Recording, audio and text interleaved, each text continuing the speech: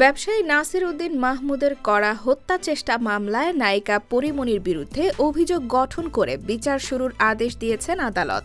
একই সঙ্গে তার বিরুদ্ধে গ্রেফতারি পরোয়ানা জারি করা হয়েছে।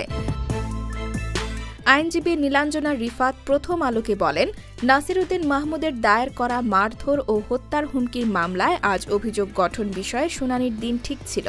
পরীমনির পক্ষে অভিযোগ গঠনের শুনানির জন্য সময় চেয়ে তিনি আবেদন করেন।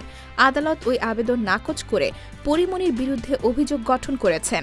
আর আদালতে হাজির না থাকায় তার বিরুদ্ধে গ্রেফতারি পরোয়ানা জারিরও আদেশ দিয়েছেন আদালত। সেদিন রাতে বোট ক্লাবে কি ঘটেছিল?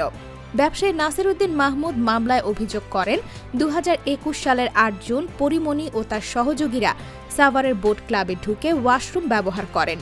পরে ক্লাবের ভেতরে বসে অ্যালকোহল পান করেন। রাত ১টা ১৫ দিকে ক্লাব ত্যাগ করার সময় পরীমনি তাকে ডাক দেন। পরে একটি ব্লু লেবেল অ্যালকোহলের বোতল বিনামূল্যে দেওয়ার জন্য চাপ দেন। এতে রাজি না হওয়ায় পরীমনি তাকে গালমন্দ করেন।